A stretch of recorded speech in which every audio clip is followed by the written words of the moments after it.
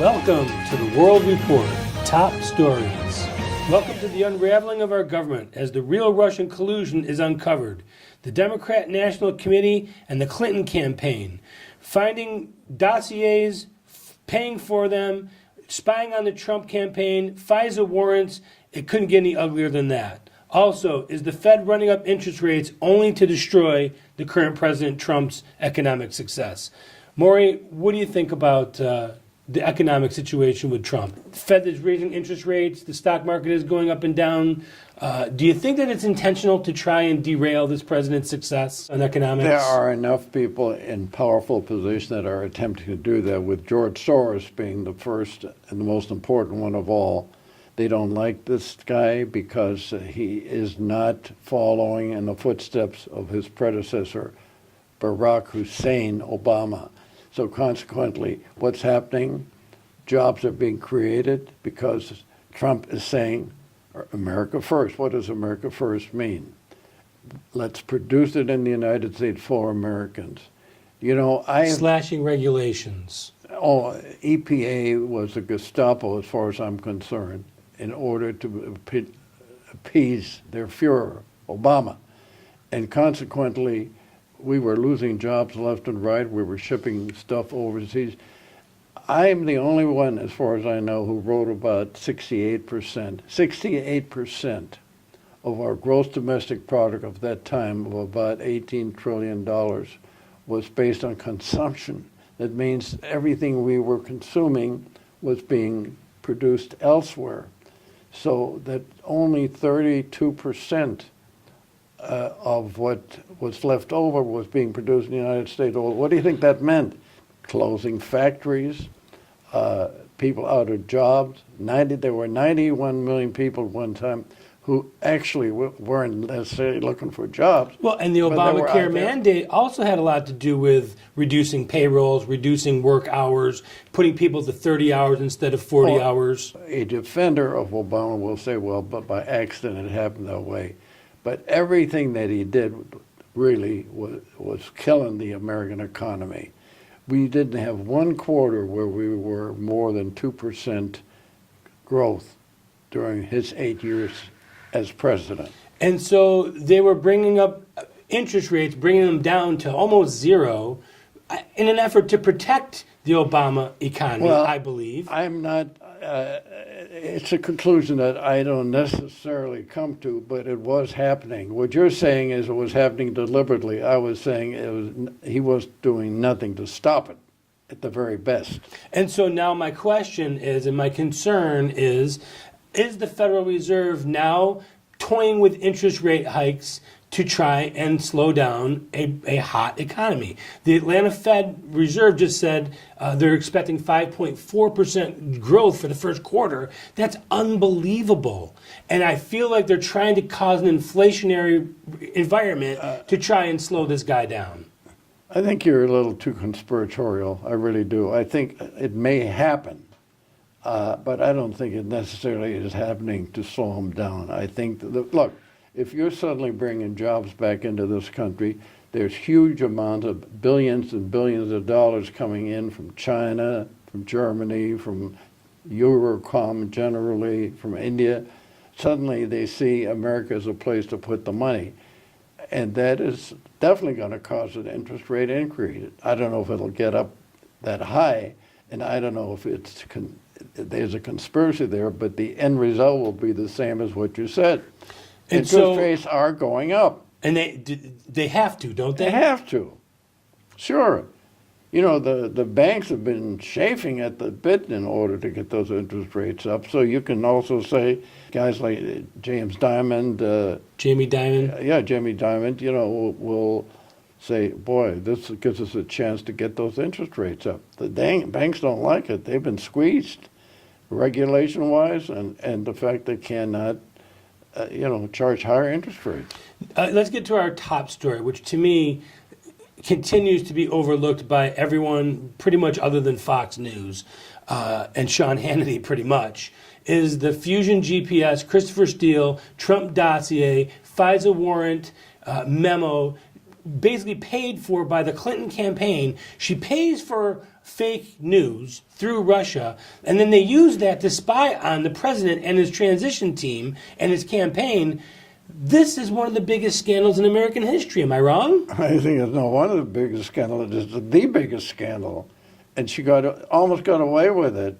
It's almost a miracle that she didn't get elected because she had everything going for her on the inside. And I think what made the difference was the blue-collar guys up in the northern states. Ohio State, for the first time, went... Wisconsin. Pennsylvania, which everybody thought she was going to get. You know, look, there are 3 states that are in her pocket or in the pocket of left-wing Democrats almost for eternity if nothing changes, and that's California, Illinois, and New York. So she starts off with a big chunk of electoral votes right off the bat. That's why I thought he didn't have a chance.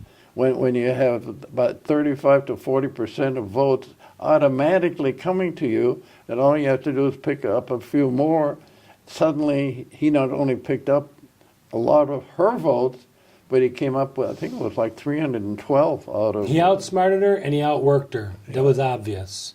So continuing on this story, now that this memo comes out, now we know that Comey and all the way up to Obama were in on this.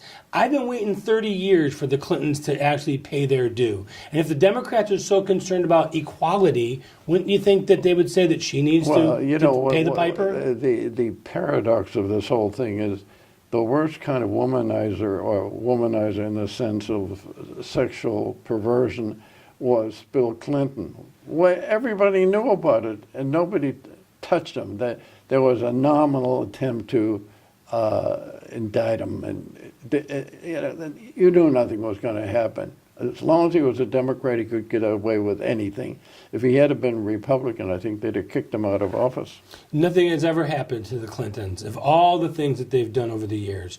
Uranium One, the deals with the Clinton Foundation, taking the Haitian money after the... I mean, you could go on and on and on and on, and nothing ever seems to come of it. Is something going to come of this? I don't know. I'm not... let me put it this way. I'm not very happy, and I'm not very assured that we're going to be able to clean up this mess. I think that big mess in Washington seems to be getting deeper rather than lighter. So the swamp is actually gaining ground, not being drained. The swamp is getting deeper. Robert Mueller's investigation. He's spent millions of dollars. It's been over a year. Don't you think if we had something, they would have had it by now? I would think so. You're absolutely right. You know what is happening? I never saw so much written about in the mainstream media about things in order to embarrass Trump.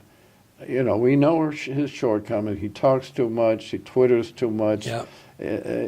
If he showed some dignity, like a Roosevelt or even like a Reagan, it would have done him more good. But you can't make somebody change their personality.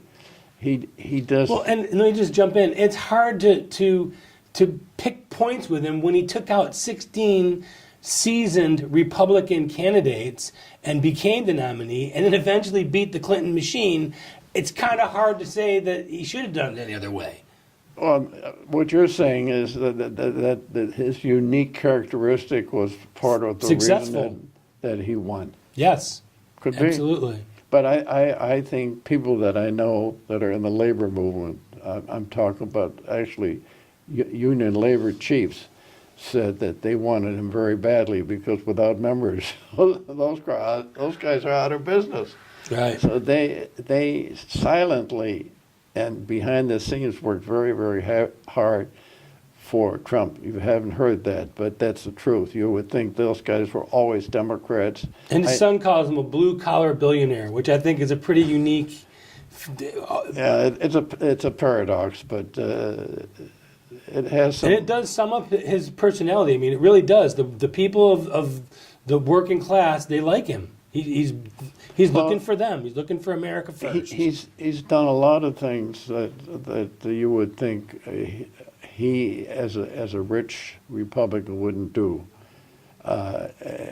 even foreign policy-wise, coming out for moving the American embassy to Jerusalem. It's unbelievable. I mean, every president says, yeah, they will, and then they don't. He really meant it. I mean, he follows his basic belief system. And I just got to say this in closing. That was a point that he didn't have to make. He didn't have to do that. No. He actually probably cost himself politically by doing it, but you're right. He stands by his convictions, and he's going to stand by them. It's the truth. And that's our top stories.